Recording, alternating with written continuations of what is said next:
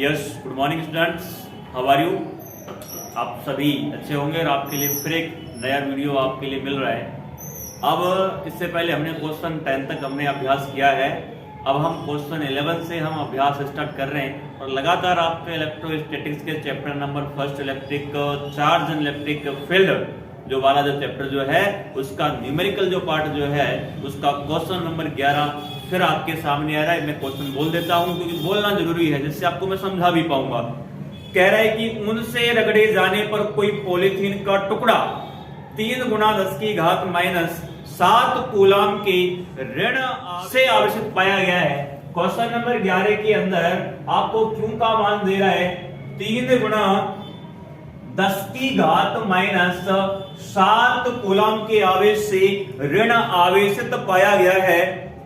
तो इसके अंदर एक पॉइंट आपसे पूछना चाह रहा है, ए वाला पॉइंट आपसे पूछना चाह रहा है, कह रहा है स्थानांतरित इलेक्ट्रॉनों की संख्या कितनी होगी। तो भाई हम क्वांटीकरण का नियम जानते हैं, Q बराबर क्या होता है NE।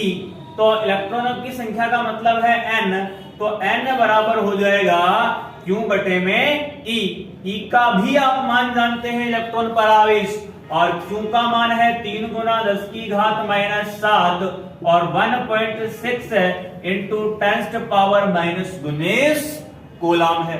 आप इधर आइएगा, N बराबर ये 19 जब ऊपर जाएगा तो प्लस का हो जाएगा, 3 के अंदर 1.6 का भाग लगा रहे हैं, ऊपर 10 की घात माइनस 7 है, ये ऊपर जाएगा 19 तो प्लस का हो जाएगा, 19 से 7 जाएगा तो 3 बटे 1.6 इंटू 10 पावर माइनस बचेगा आपका 12। आप यहां से पॉइंट हटाइएगा, ऊपर 0 लगा दीजिएगा तो n बराबर 16 एकम 16, एक ही बार भाग जा रहा है, 14 बचेगा, पॉइंट लगा लो 0 और 16 का भाग दीजिएगा। कहने का मतलब है गुना में चल रहा है 10 की घात 12। ये आपका लगभग जो आंसर जो मिलेगा 1 के आसपास मिलने वाला है। गुना तो आप यार कर ही लोगे, वीडियो ज्यादा बड़ा बन जा रहा है जिससे अपलोडेड में समस्या हो जाती है, गुना आप कर लीजिएगा। बी वाले पार्ट में आपसे क्या कह रहा है, बी वाले पार्ट में कह रहा है कि क्या ऊन से पॉलीथीन में सहती का भी स्थानांतरण होता है। सहती का मतलब है द्रव्यमान। भाई जब इलेक्ट्रॉन जाएंगे तो एक इलेक्ट्रॉन पे कितना होता है मास, एक इलेक्ट्रॉन पे कितना होता है मास 9.1 इंटू 10 पावर माइनस 31 केजी। तो इतने इलेक्ट्रॉन गए हैं तो मास कितना जाएगा, जो n का जो आपको जो मान मिल रहा है इस मिले हुए n के से हम क्या कर देंगे गुना। तो जो आपको जो स्थानांतरित जो द्रव्यमान जो होगा सहती जो होगी वह होगी n गुना me। तो me आपके पास में ही रहा, me का मान रखिएगा, इधर n आप निकाल ही लिए हैं और निकाल लेंगे पॉइंट के बाद और दोनों का गुना करेंगे। ये मात्रक केजी में आएगा कि कितना सहती का स्थानांतरण हुआ है। ऐसे छोटे क्वेश्चन कई बार नहीं पूछता है, परंतु फिर भी अगर पूछता है तो आप इनके कैलकुलेशन आपको करना आना चाहिए। अब हम चलते हैं क्वेश्चन नंबर 12 के ऊपर। तो क्वेश्चन नंबर 12 कह रहा है 2 विद्युत रोधी आवेशित तांबे के गोले हैं, स्क्रीनशॉट लेना चाहे तो ले लीजिएगा। गोले हैं ए और बी, विद्युत रोधी हैं, तांबे के गोले हैं, नाम दे रहा है, एक को ए कह रहा है और एक को ये बच्चा कह रहा है केंद्रों के बीच की दूरी 50 सेंटीमीटर है। ये लीजिएगा, इनके केंद्रों के बीच की जो दूरी जो है वह है 50 सेंटीमीटर। ये लीजिएगा क्यों ए और क्यों बी। अगर एक को हम ए माने दूसरे को हम क्या मान सकते हैं, बी मान सकते हैं। यदि दोनों गोलों पर पृथक पृथक आवेश 6.5 गुना 10 की घात माइनस 7 कूलम अलग अलग है, समान है, दोनों गोलों पर समान आवेश रख रहे हैं, तो इनमें पारस्परिक स्थिर वैद्युत प्रतिकर्षण बल कितना होगा। इनके बीच लगने वाला जो प्रतिकर्षण जो बल जो है वो क्या होगा। कह रहे दोनों गोलों के बीच की दूरी की तुलना में गोलों ए तथा बी की त्रिज्याएं नगण्य है। चलो कोई नहीं, आपसे पहला इनके मध्य लगने वाला प्रतिकर्षण बल ये पूछ रहा है, तो F बराबर कूलम के नियम से K Q1 Q2 अपॉन में R स्क्वायर होता है। K का मान आप जानते हैं 9 गुना 10 की घात 9। Q1 का मान ये रखा 6.5 गुना 10 की घात -7। Q2 का मान ये रखा 6.5 गुना 10 की घात -7। आप प्रॉब्लम कहां करते हैं, जो दूरी है ना बीच की वो सीधा रख देते हैं। ये 50 सेंटीमीटर है, कन्वर्ट कीजिएगा मीटर में तो कितने से गुणा करोगे 10 की घात -2 से। तो 50 इंटू 10⁻⁻2 का होल स्क्वायर। ये 9 है, ये 6.5 है, ये 6.5 है। आप इनका गुणा करेंगे, ये 7 माइनस का है, ये माइनस का 7 है, माइनस का क्या बचेगा 14। मतलब 14 में से 9 जाएंगे तो 5। तो 9 गुना 6.5 गुना 6.5 गुना 10 की घात -5 अपॉन 50 का वर्ग हो जाएगा 2500, ये लीजिएगा, और गुना 10 की घात -4। ये 10 की घात -5 है, ये 10 की घात -4 है। ऊपर बचेगा कितना 9 गुना 6.5 गुना 6.5 गुना 6.5, इस तरह से 10 की घात -1 और नीचे बचेगा 2500, ये लीजिएगा। अब आपको करना क्या है, गुना भाग करना है। गुना भाग करने के पश्चात जो आंसर जो आपका जो आएगा वह दोनों आवेशों के मध्य लगने वाला प्रतिकर्षण बल होगा। इसी में क्या पूछ रहा है आपसे आगे चल के, कह रहा है यदि प्रत्येक गोले पर आवेश की मात्रा 2 गुनी कर दी जाए। आप इसका स्क्रीनशॉट ले लीजिएगा। यदि प्रत्येक गोले पर आवेश की जो मात्रा जो है वो 2 गुनी कर दी जाए, कितनी कर रहा है 2 गुनी कर रहा है, और कह रहा है गोलों के बीच की दूरी आधी कर दी जाए।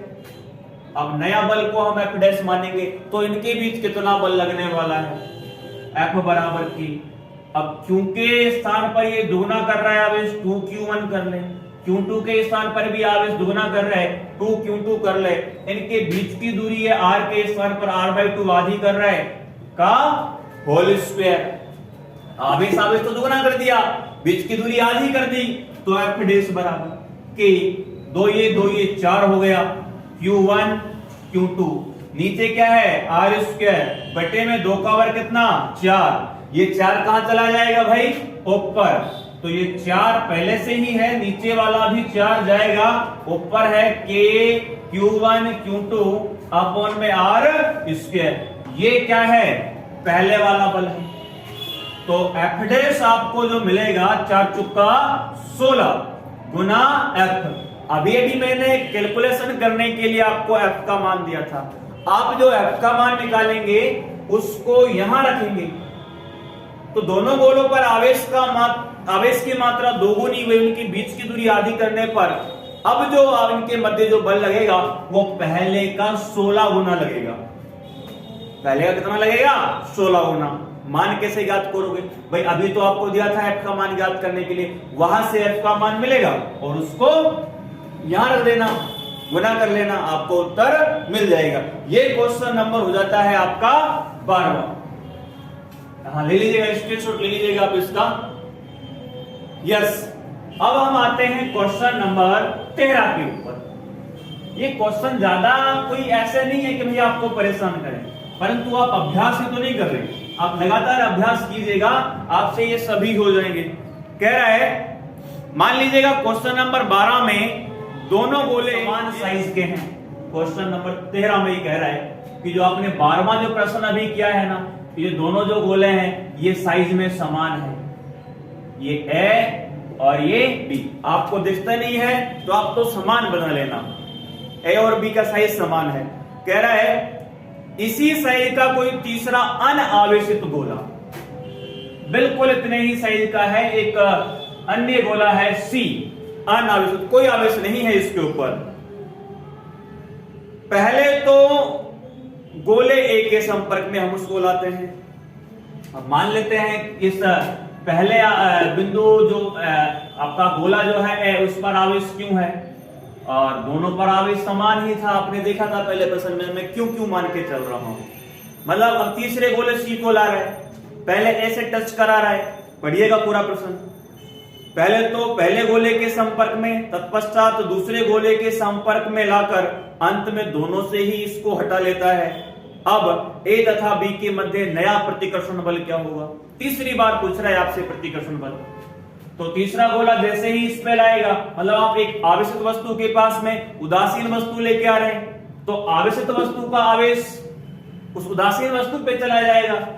ये जैसे ही आप ए के साथ में सी को है टच कराएंगे, इस पे पहले आवेश क्यों था, तो Q/2 हो जाएगा, क्योंकि आधा आवेश Q/2 सी को चला गया है।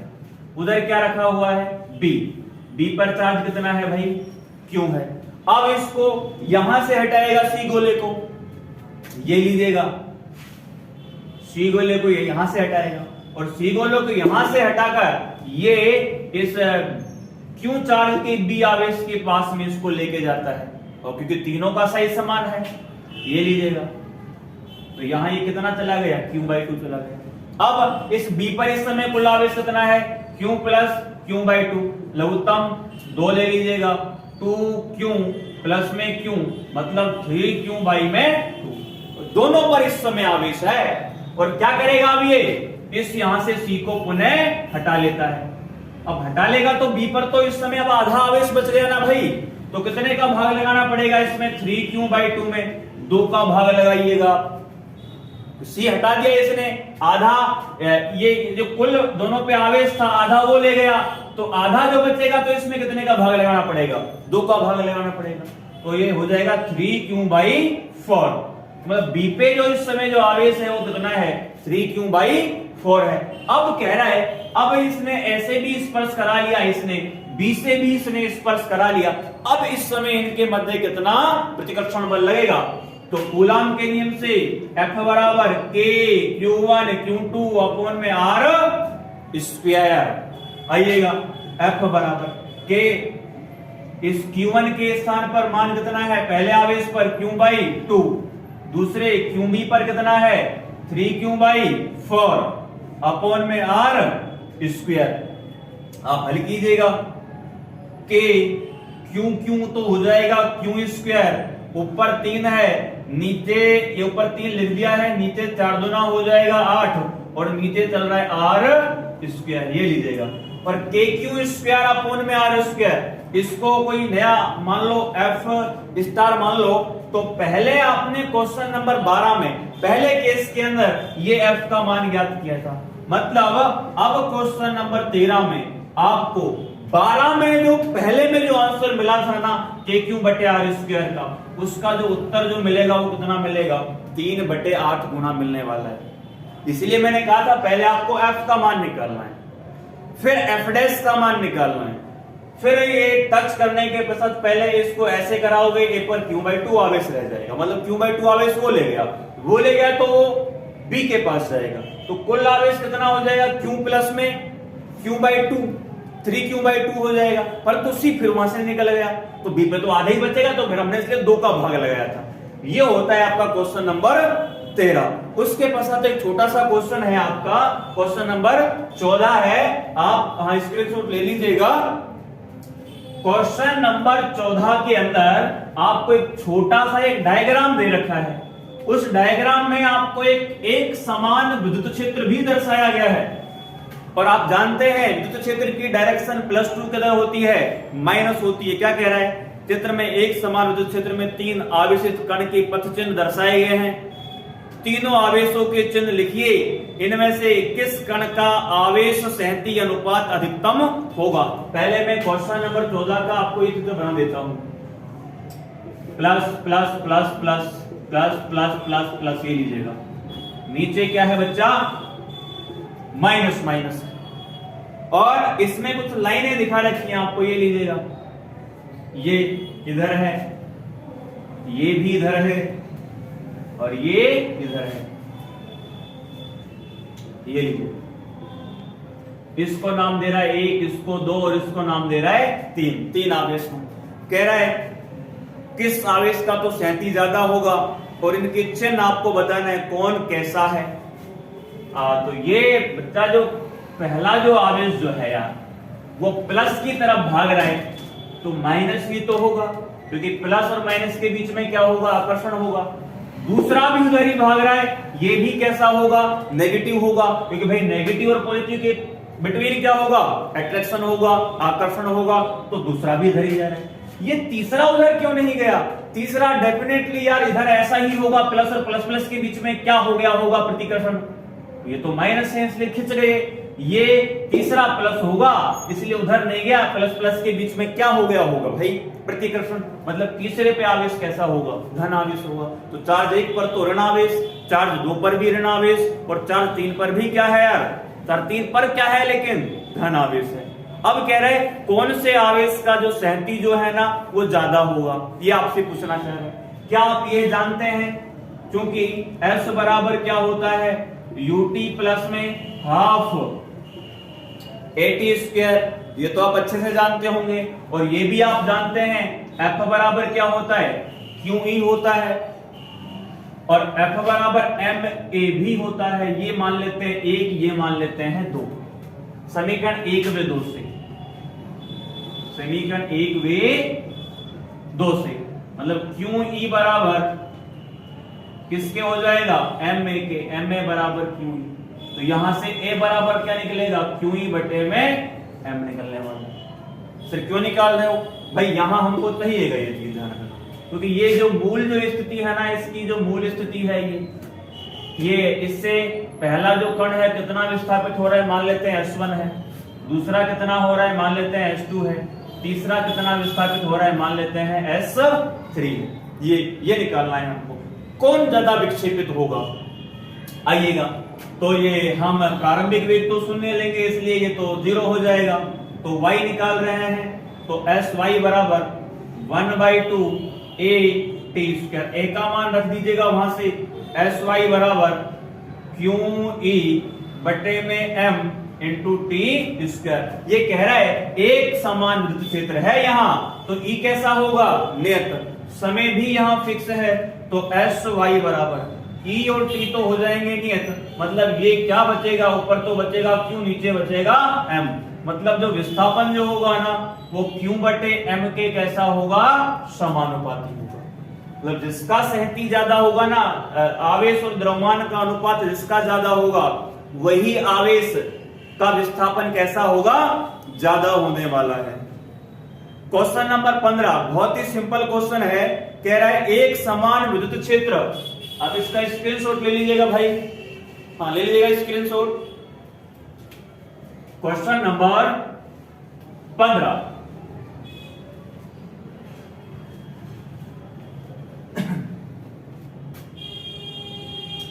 एक समान विद्युत क्षेत्र E वेक्टर का मान आपको दे रखा है 3 गुना 10 की घात 3 और साथ में I केप दे रहा है। मात्रक न्यूटन प्रति कूलम है, ये आप जानते ही हैं। कह रहा है पर विचार कीजिए, इस क्षेत्र का 10 सेंटीमीटर 10 सेंटीमीटर भुजा के वर्ग, ये भी 10 सेंटीमीटर, ये भी 10 सेंटीमीटर, ये भी 10 सेंटीमीटर, ये भी 10 सेंटीमीटर, भुजा के वर्ग के उस पार्श्व साइड से जिसका तल YZ तल के समांतर है, गुजरने वाला फ्लक्स क्या होगा, फाई बराबर क्या होता है, E vector dot ds vector. तुझे E का मान दे रखा है, ये ले भाई 3 गुना 10 की घात 3 I के। सर ds वर्ग का क्षेत्रफल क्या होता है, भुजा स्क्वायर, तो क्या होगा 10 सेंटीमीटर, ये भुजा है, इसको कन्वर्ट कर दीजिएगा मीटर में, तो A बराबर 10 गुना 10 की घात -2 मीटर।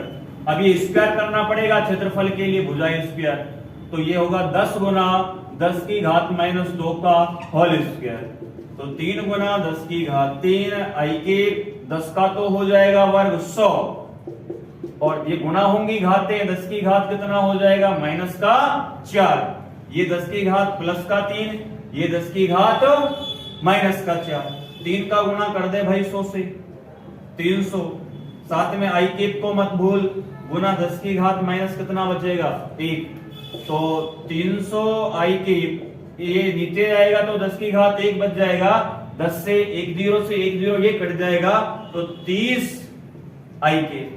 फ्लक्स का मात्रक क्या होगा, E का तो मात्रक क्या है भाई, न्यूटन प्रति कूलम, और इसका क्या है क्षेत्रफल का metre square, newton into metre square बटे कूलम। ये एक मात्रक और बताया नोट्स में आपको, वोल्ट इंटू मीटर भी बता रखा है। हाँ भाई, तो आगे हम चलते हैं, क्या कह रहा है इसमें, कह रहा है इसी वर्ग से गुजरने वाला है यदि इसके तल का अभिलंब x अक्ष से थीटा कोण बनाता है। यदि थीटा कोण बना ले तब कितना मान होगा। तो फ्लक्स क्या होता है भाई, बी में पूछ रहा है E vector dot ds vector. बार बार कह रहे हैं डॉट हटा और कॉज लगा, अरे डॉट हटा और कॉज लगा, तो E ds कॉज थीटा, क्योंकि थीटा दे रहा है ना यार 60 डिग्री, इसलिए फाई बराबर E ds कॉज 60 डिग्री। अब सर E ds का मान तो तूने अभी ज्ञात किया ना यार, ये रहा कितना आया है 30 आया है, तो फाई बराबर 30, साथ में देख गौर से देख आई के पा रहा है गुना कोस 60 का मान क्या होता है, कोस 60 का मान निकाल ले भाई, साइन का 0 1/2 1/√2 √3/2 और साइन 90 का मान है, उल्टा कर दे कोस को 1 √3/2 1/√2 1/2 0, तो कोस 60 का मान कितना हो जाएगा 1/2, कटना है भाई 30, फाई बराबर 15, न्यूटन आई के चल रहा है, न्यूटन इंटू मीटर स्क्वायर बटे में कूलम। ये आपका हो जाता है क्वेश्चन नंबर 15। तो ये अभी आज के लिए इतना ही है, आपको फिर इससे आगे क्वेश्चन मिलते हैं। 24 क्वेश्चन है आपके इसमें अभ्यास से पहले, और जल्दी जल्दी आपको बहुत ही सारी चीजें मिल जाएंगी यार। आप लगातार वीडियो देखिएगा, समझ में नहीं आता है तो फिर दोबारा पूछ लीजिएगा एक बार, फिर दोबारा स्किप कीजिएगा उसको कहीं से, अगर आपको आ रहा है तो स्किप कीजिएगा, नहीं आ रहा तो बैक में जाके फिर दोबारा देखिएगा। कहने का मतलब आप इसको स्लो मोशन में भी देख सकते हैं, स्पीड भी बढ़ा सकते हैं इसकी, फिर भी आप इसको एक बार अच्छे से जरूर देखें, आपके नोट्स आप अच्छे से बनाएं और यहां से आप अच्छे से हेल्प ले सकते हैं। आज के लिए इतना ही, नेक्स्ट वीडियो में फिर मिलते हैं। बाय बाय, जय हिंद, जय भारत।